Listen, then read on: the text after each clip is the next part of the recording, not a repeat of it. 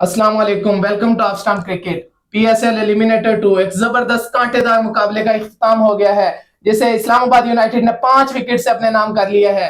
हैदर अली और इमाद वसीम की धुआंधार इनिंग्स, जिसके सामने पेशावर ज़ल्मी के सभी बॉलर्स बेबसी की तस्वीर बने दिखाई देने लगे। जैन भाई, हैदर अली की तबाहकुन इनिंग के बारे में और इमाद वसीम की क्या सेंसिबल नाग, क्या कहना चाहेंगे? देखिए, बेहतरीन इनिंग और मैच विनिंग, और जहां पे ऐसा लग रहा था कि ज़ल्मी मैच ले गया, लेकिन गेम में वापसी की हैदर अली ने। और जिस तरह से पिक किया गया था, इनको सप्लीमेंट्री कैटेगरी में पिक किया गया था, और इनको दाद देनी पड़ेगी इस्लामाबाद यूनाइटेड के भी मैनेजमेंट को कि उनको टीम में जगह उनको दी और खिलाया गया। और इंपॉर्टेंट मैचेस में, पिछले मैचेस में भी रन करते नजर आए। कल भी मैच विनिंग इनिंग मेरे ख्याल में हैदर अली ने खेली, और इमाद वसीम जो है उनका साथ दे रहे थे। शायद उनको यही रोल दिया गया था 3 विकेट गिरने के बाद कि आपने एंड तक लेके जाना है गेम को। हालांकि मुझे भी लग भी रहा था, मैं लिमजा को बोल रहा था कि मुझे लगता है इमाद वसीम एंड पे जाके आउट हो जाएंगे और मैच मेरे ख्याल में ज़ल्मी ले जाएगा, क्योंकि इमाद वसीम जिस तरह से वो खेल रहे थे, अगर वो आउट हो जाते तो मेरे ख्याल में राने से भी हिट को नहीं थी लगनी। तो बेहतरीन इनिंग उस वक्त सेंसिबल इनिंग खेली और एंड पे बाउंड्रीज लगा के जो है मैच विन किया। बेहतरीन इनिंग दोनों की। 20 रन पर 3 आउट होने के बावजूद और 50 रन पर 4 आउट हो गए थे। इमाद वसीम ने क्या सेंसिबल स्टार्ट लिया और जबरदस्त इनिंग को पार्टनरशिप में तब्दील किया, बड़ी पार्टनरशिप में तब्दील किया, और 100 रन पर तकरीबन 5 विकेट्स चली गई थी और हैदर अली ने आकर बखूबी साथ दिया। अली भाई, क्या कहना चाहेंगे? ये देखें, हैदर अली ने बहुत अच्छा चेज किया और उसके साथ जो इमाद वसीम ने बहुत अच्छा साथ दिया। लेकिन इसके अंदर मैं एक चीज ऐड करता हूं, जो मार्टिन गुप्टिल है, जो उन्होंने 1 ओवर लगाया साइम अयूब का। असल में गेम जो बनी है वो उधर से बनी है। 3 ओवर्स में कितने रन से? 18 या 19 रन। हमने देखा कि कराची के विकेट्स पर जो पावर प्ले में रन आ जाते हैं वो बहुत ज्यादा जरूरी इंपॉर्टेंट होते हैं। तो 3 ओवर्स में 18 या 19 रन थे। तो वो शायद फॉरेन प्लेयर है, वो गोरा है, उसको पता था कि अगर विकेट पर खड़ा होना है, मैच विन होना है, तो रन बनाने हैं, तो मैच। और वहां से मोमेंटम जो है वो थोड़ा सा शिफ्ट हुआ, क्योंकि अगर वो वहां पे वो साइम अयूब ओवर निकाल जाते तो उनको चौथा ओवर भी करना था। और तो वो जिस तरह साइम अयूब बॉलिंग कर रहे हैं, अगर वो कल भी उसी तरह का स्पेल कर जाते, उनको बॉलिंग करने देते मार्टिन गुप्टिल, तो मेरे ख्याल में रन रेट इतनी पहुंच जानी थी कि इस्लामाबाद की रेंज से बाहर हो जाए। यही बात कर रहे थे कि अगर इस्लामाबाद पावर प्ले के अंदर अपने 3 विकेट्स भी गवा दे, चाहे 4 गवा दे, उनको एक चीज चाहिए होती है इस्लामाबाद को। आपने उनका 21 वाला सीजन, 22 वाला सीजन देखा होगा कि वो पावर प्ले में 60 रन, 70 रन, 75 ऐसे वो रन करते हैं, तो उसके बाद फिर वो इजीली चेज कर जाते हैं। तो कल भी मैं यही बात कर रहा था कि अगर इस्लामाबाद पावर प्ले 50 या 55 का निकाल देती है ना, तो फिर ये मैच में इन होंगे लास्ट तक। और वैसे ही हुआ, तो ये मैच में इन क्या, इन्होंने 1 ओवर पहले फिनिश कर दिया। जबरदस्त। इसके लिए वो गुप्टिल की जो इनिंग है ना, जो गुप्टिल ने 1 ओवर लगाया साइम का 22 रन का, वो बहुत एक्स्ट्राऑर्डिनरी था। बिल्कुल ऐसे ही जबरदस्त पार्टनरशिप की बदौलत इस्लामाबाद ने 5 विकेट से हरा दिया पेशावर ज़ल्मी को।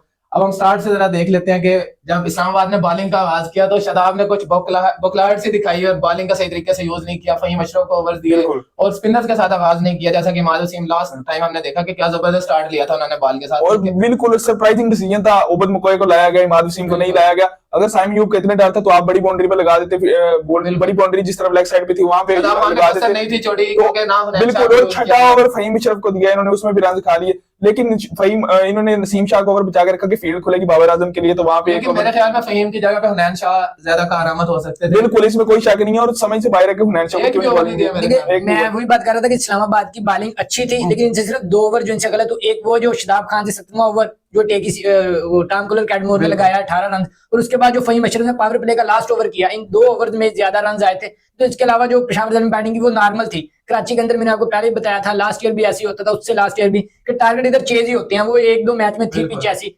तो इस्लामाबाद ठीक चल रहा था, लेकिन ये 2 ओवर थोड़े से महंगे साबित हुए। लेकिन इसके अलावा जो हुनैन की बात है, वो शादाब से पूछा गया था, तो शादाब ने बताया था कि हुनैन से जो कैच ड्रॉप हुआ था उस वजह से हमने उसे ओवर नहीं दिया, क्योंकि वो एक्सपोज ना हो जाए कहीं, क्योंकि वो प्रेशर में था, अभी यंग प्लेयर है, इमर्जिंग है, कि हम उसे ओवर दें। वो पहले भी आपने देखा ज़ल्मी का अगेंस्ट वो एक्सपोज हुआ था बाबर के सामने, तो उसने 22 रन खाए थे 1 ओवर में। तो शायद टॉस जीत के बॉलिंग का फैसला मेरे ख्याल में उस वक्त सरप्राइजिंग डिसीजन लगा था, क्योंकि जिस तरह से रिजल्ट्स आ रहे हैं इस दफा कराची में, तो ऐसा सरप्राइजिंग डिसीजन लगा था। और बड़े मैच में, और ज़ल्मी जहां पे डिफेंड, मतलब ये डिफेंडिंग, जिस तरह की बॉलिंग है ज़ल्मी की, बैटिंग इनकी स्ट्रेंथ है, तो मुझे ऐसा लग रहा था कि ज़ल्मी कहीं ना कहीं 200 रन कर जाएगा, तो इनकी बॉलिंग के पास इतना मार्जिन होगा कि वो बुरी बॉलिंग करके भी मेरे ख्याल में जीत जाएंगे। लेकिन वही 10-15 रन मेरे ख्याल में एंड पे छोड़ थे। हालांकि आमिर जमाल ने बेहतरीन इनिंग खेली एंड पे, लेकिन फिर भी उसके बावजूद मेरे ख्याल में तो मिडिल ओवर में थोड़ा सा काम स्लो हुआ। इमाद वसीम के ओवर निकल गए, इमाद वसीम को रन नहीं आए, और एंड पे। लेकिन अली हमजा भाई और जैन भाई, इस्लामाबाद यूनाइटेड के जो बहुत बड़े सपोर्टर हैं, ये खुर्रम शहजाद के आने से बहुत खुश हुए थे। ये कल ही कह रहे थे कि उन्हें खिला लेना चाहिए, मतलब ये मशवरा दे रहे थे पेशावर ज़ल्मी को, पता था कि वो क्या करेंगे, और सबको करके दिखाया खुर्रम शहजाद ने, उम्मीदों पर पूरा। लेकिन उन्होंने वीडियो में कहा था कि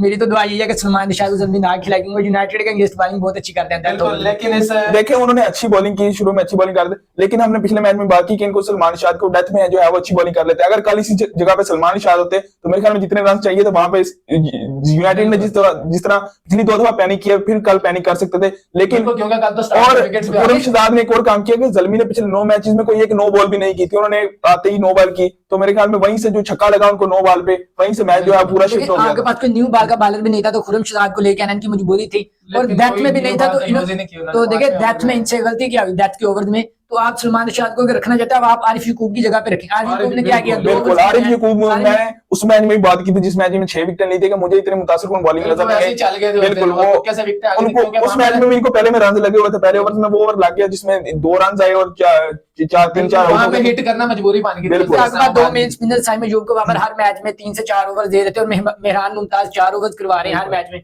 तो आपके पास 8 ओवर तो पहले ही निकल रहे हैं, तो आपने अगर डेथ में स्कोर बचाना है तो आपके पास सलमान रशाद होना चाहिए था, तो आप फिर आरिफ यकूब के और हुसैन तलत की इंक्लूजन समझ नहीं आई कि हुसैन तलत को क्यों लाया गया भाई। हम उम्मीद कर रहे थे, अली हमजा कह रहे थे कि आसिफ अली आएगा, अगर चेंज किया भी गया, अगर आपने चेंज किया ही था तो आसिफ अली को भाई ले आओ, आसिफ अली को हिट उट लगा सकता है, हुसैन तलत ने क्या करना था। हुसैन तलत अगर बाद में 13वें ओवर में आ जाता तो शायद 150 या 160 रन ही बन पाते। ये तो थोड़ी सी मोहम्मद हारिस लेके चले हैं, और साइम अयूब कल दोनों यंग प्लेयर्स के साथ बिल्कुल, लेकिन खेली। पेशावर ज़ल्मी एलिमिनेटर तो हार गया, लेकिन इस सीजन में बाबर आजम की फॉर्म वापस आ गई सबके सामने, जबरदस्त 150 प्लस के स्ट्राइक रेट से उन्होंने रन किए, लेकिन इसके साथ साथ साइम अयूब की फॉर्म, साइम अयूब क्या जबरदस्त ऑलराउंडर बनकर सामने आ रहे हैं मेरे ख्याल में, माशाल्लाह, अल्लाह पाक नजरे बद से बचाए। क्या कहना चाहेंगे साइम अयूब? बिल्कुल, और साइम अयूब ने जितना मेरे ख्याल में बैटिंग से इंप्रेस किया, बैटिंग से हम उनकी बात कर रहे थे, लेकिन बॉलिंग में हम एक सरप्राइज बन के उभरे हैं इस पूरे सीजन में, क्योंकि अचानक से उन्होंने बॉलिंग शुरू की, ऐसा लगा। बिल्कुल, और ये जो वेरिएशन है इनके पास, मेरे ख्याल में वो नॉर्मल ऑफ स्पिनर जिस तरह आप कासिम अकरम देख रहे हैं जो काफी देर से जो बॉलिंग कर रहे हैं, ऑफ स्पिन बॉलिंग कर रहे हैं, उनके पास भी नहीं है। तो ये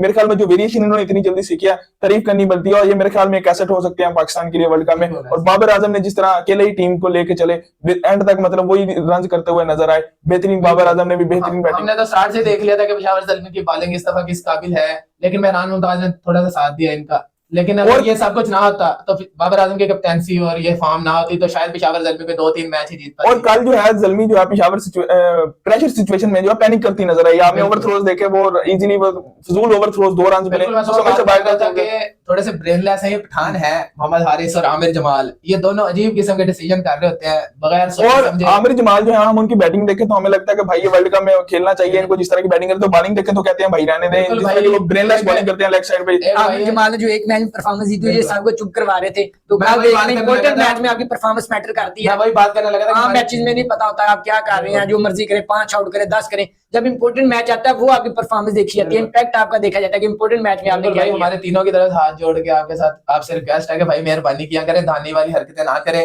शाहनवाज धानी भी बहुत बड़े अच्छे बॉलर थे, अच्छा टैलेंट है अभी, लेकिन अपनी इस हरकतों की वजह से आप देखें वो कहां से कहां पहुंच गए हैं। बिल्कुल T20 में जो है वेरिएशन बहुत जरूरी है, जिस तरह की मर्जी आप बॉलर हैं, आपके पास वेरिएशन होनी चाहिए। जब आपको मार पड़ती है, आपने स्लो बॉल करके बचना, यार्कर करके बचना, ये एक लेंथ पे करते रहते हैं। मोइन अली के अगेंस्ट लास्ट ओवर निकाला था, तो लास्ट ओवर में इनके 3 से 4 स्लो यार्कर भी थे, स्लो बॉल होती नहीं, एक ही स्पीड में बॉल करी जाती है, और बैट्समैन और हैदर अली ने जिस जगह से इनकी कुटाई लगाई है, वो हैदर अली को वहां पर बेशक स्टार का आ जाए, जो मर्जी आ जाए, हैदर अली वहां से नहीं छोड़ेंगे, वो किसी को बाल के बिल्कुल। और वो स्ट्रांग जोन है उनका, आप उनको स्लॉट में बॉलिंग कर रहे हैं, बल्कि वो हैदर अली तो क्या कोई भी नहीं छोड़ेगा जहां पे उनको बॉलिंग थोड़ी बहुत तो मेरी भी बैटिंग देखी हुई, टेप वाले में मैं भी नहीं छोड़ता भाई मिड विकेट। और जो वो बॉलिंग कर रहे थे वो किसी को भी करवाते, किसी ने भी नहीं छोड़ना था, जो उनको स्लॉट लेंथ वो बॉलिंग करवा रहे थे ना। उमर वसीम को भी उन्होंने आती स्लॉट लेंथ में बॉल दी, अपनी थोड़ी सी मतलब प्रोफेशनल जबरदस्त बैटिंग में दिखाई, जो ऑफ साइड पर भी एक जबरदस्त चौका लगाया था, क्योंकि उधर सेट करवा के लुकवुड ने उधर बॉल करवाई। बिल्कुल, और सबसे बड़ी चीज जो हैदर अली ने है ना, आते ही वो पैनिक नहीं किया। जिस सिचुएशन में आए तो उस वक्त थोड़ा सा सेट होते रहे, और उसके बाद उन्होंने पैनिक नहीं किया। जिस मौके पे बाउंड्री चाहिए थी, मेरे ख्याल में ज़ल्मी की भी गलती है, जिस मौके पे उनको बाउंड्री चाहिए थी वो हैदर अली को बाउंड्री देते रहे, स्लॉट बॉलिंग, वो मेहरान हो या आमिर जमाल, मेहरान ने भी उनको बिल्कुल स्लॉट में बॉल दी कि भाई मार मुझे। तो बिल्कुल जिस मौके पे थोड़ा सा प्रेशर हैदर अली पे बना तो ज़ल्मी ने मदद की, भाई ये लो मार। इस तरह के डेंजरस प्लेयर का बल्ला खुल जाए भाई, वो किसी को नहीं बख्शता। आपने फखर जमान को भी देखा होगा,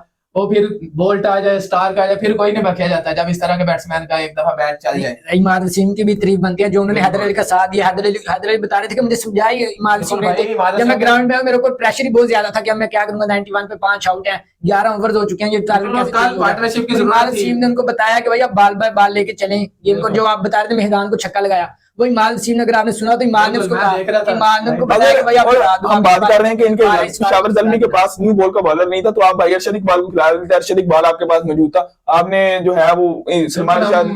इंशाल्लाह पीएसएल का फाइनल हो जाए, हम बेस्टेड 11 की एक लिस्ट लेकर आएंगे नाजरीन के सामने। ना फ्लॉप 11 होगी ना बेस्ट 11 होगी, हमारे हम बेस्टेड 11 लेके कौन सा टैलेंट है जो वेस्ट हुआ है। और उसके अलावा बता दूं कि लोग कह रहे हैं जी बाबर आजम की कैप्टेंसी कल अच्छी नहीं हुई, फलान नहीं हुआ, तो देखें वो किसकी कैप्टेंसी करते, लुई वुड की करते, वो इतने बड़े बॉलर है, आमिर जमाल की करते, वो खुद अब समझदार है, उन्होंने इतनी बिल्कुल, क्रिकेट बहुत से आपको चुप करवा रहे हो। बॉलर को खुद पता होता है कि मैंने अब क्या करना, जरूरी नहीं होता हर मैच में अब कैप्टन। तो सिर्फ इतना रह गया था कि बाबर आजम खुद बॉल पकड़कर मैदान में आ हाँ, जाए तो बस। सारे ये कह रहे हैं तो बाबर का कल इतना तक सुना जितना बॉलर को खुद भी पता होना चाहिए कि मैंने कौन सी बॉल करनी है, मेरे फील्डर किस जगह पे है और मैं किधर भाग रहा हूँ, स्लॉट में कर रहा हूँ, शॉर्ट पिच करनी है। और सबसे लास्ट में तो हमारी ये रिक्वेस्ट है पीएसएल के सब टीम्स की जो मैनेजमेंट है कि भाई सिलेक्शन पे थोड़ा सा गौर किया करे, क्योंकि जब ड्राफ्टिंग होती है अवेलेबिलिटी बड़ी जरूरी है हर प्लेयर की, मुंह उठाकर ऐसे प्लेयर सेलेक्ट करने का कोई फायदा नहीं है जो कि हमारे पीएसएल में ना आ सके। देखिए मसला ये नहीं है कि ये वो प्लेयर सेलेक्ट करते हैं जो आधे सीजन में भाग जाते हैं, इनको पहले पता होता है कि इस प्लेयर ने इतने टाइम के लिए अवेलेबल है, जब आपको पता है कि वो प्लेयर इस टाइम तक अवेलेबल है तो आप उसकी रिप्लेसमेंट ले लें जो नेक्स्ट मैचेस में आपकी वो। अब नवीन उल्लाह की इन्होंने कोई रिप्लेसमेंट नहीं ली,